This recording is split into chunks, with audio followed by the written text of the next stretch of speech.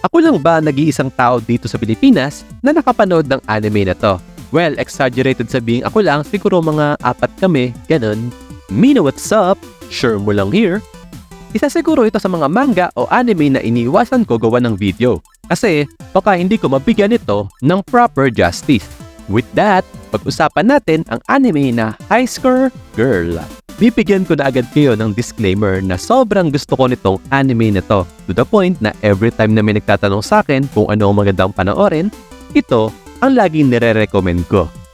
For example, may nagtanong sa akin, ano magandang anime panoorin ngayon? High Score Girl. Nag-away kami ng jowa ko, High Score Girl. Tol, nasaksak ako sa may kanto, anong gagawin ko? High Score Girl. Anyway, back to the topic. Manga ito na ginawa ni Rensuke Hoshikiri, na siyang gumawa rin sa mga manga na Miso Miso at Sayuri.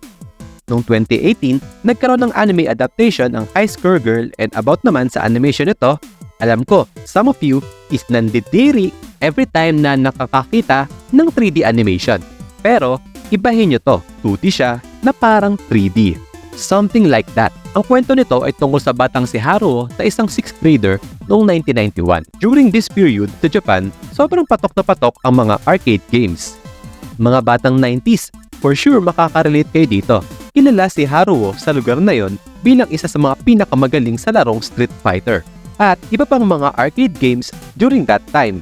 Halos walang makatalo sa kanya, kaya nabansagan siyang Beastly Finger Haruo.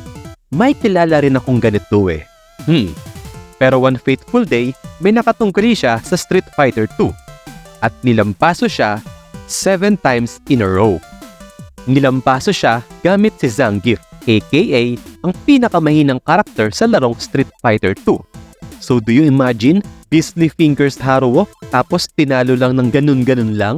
Syempre, asartado si Haruo. Sinilip niya ang kanyang nakalaban.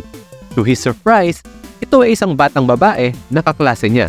Siya si Akira Ono. Sa unang tingin, di mo aakalain na isa siyang gamer.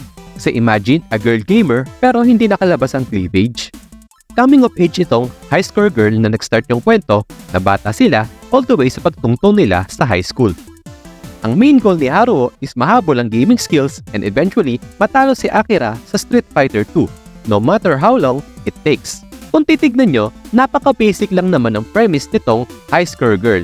In fact, kung babasahin mo yung plot, parang wala namang interesting. Pero god damn it, napakaganda nito. Trust me. Nung binabasa ko yung manga nito back then, may magic. Para tong time capsule na na-transport ako back in time. I've said this a number of times na ito yung anime na sana napanood ko nung high school pa ako. Kasabayan ng mga anime na sobra kong minahal. Kasi in my honest opinion, isa to sa pinaka-wholesome anime/manga na nasubaybayan ko ever.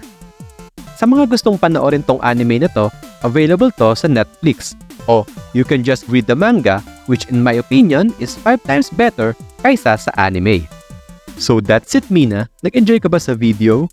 If oo, give me a thumbs up. Papanoorin mo ba tong High Score Girl? O papanoorin mo? Comment your answers. Again, this is Share Mo Lang. Adios!